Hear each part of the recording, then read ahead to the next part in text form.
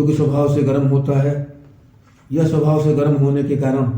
जोड़ों के दर्द, जोड़ों की सूजन, ऐसी अवस्था में मंगरैला को पीस करके और उसका लेप बना करके उसको लगाने से जो है वह सूजन और दर्द इन दोनों को खत्म करता है। साथ ही छाती की पसली में होने वाले दर्द और सूजन, इस पर भी लेप करने से इसको यह समाप्त करता है। इसके अतिरिक्त बच्चों में होने वाले कीड़ों या कृमि में जो है इसके चूर्ण का प्रयोग करवाने से कृमि जो है वह गिर करके निकल जाता है। साथ ही माताओं और बहनों जिनको बच्चा पैदा हुआ है, ऐसी माताओं को जिनको दूध कम होता हो या नहीं होता हो, ऐसी अवस्था में मंगरैले के बीज का चूर्ण जो है वह पीस करके देने से जो है माताओं और बहनों में जो है दूध की मात्रा जो है वह बढ़ जाती है। इसके अतिरिक्त मंगरैले का बीज का चूर्ण का प्रयोग जो है वह अन्य रोगों जैसे माताओं और बहनों में प्रसव के बाद, बच्चा पैदा होने के बाद बच्चेदानी में रहने वाली अशुद्धि को यह मंगरैले के बीज का चूर्ण जो है वह उसको निकाल करके गर्भाशय या बच्चेदानी को यह शुद्ध कर देता है। इसके अतिरिक्त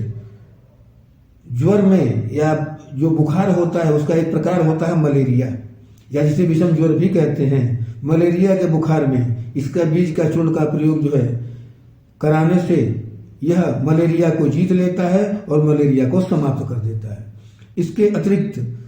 मंगरैला जो होता है वह स्वभाव से उष्ण होने के कारण यह एक रोग होता है जिसे डिसेंट्री कहते हैं, जिसे गांव की भाषा में पेचिस भी कहते हैं। पेचिस में मंगरैले के बीज का चूर्ण का प्रयोग जो है वह किया जाता है। इसके चूर्ण को देने से यह भोजन को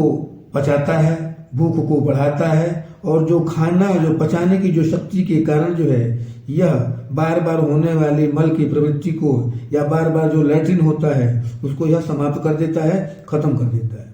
इसके अतिरिक्त जैसा कि मैंने कहा कि मुंह में होने वाली बदबू, अगर दांत में होने वाले इन्फेक्शन या दांत में होने वाले संक्रमण के कारण मुंह में अगर बदबू आती हो, खाना नहीं पचने के कारण भी मुंह में बदबू आती है, ऐसी अवस्था में मंगरैले के बीज को जो है वह अगर चबा करके खाया जाए तो मुंह और सांस की दुर्गंधी जो है वह समाप्त होती है।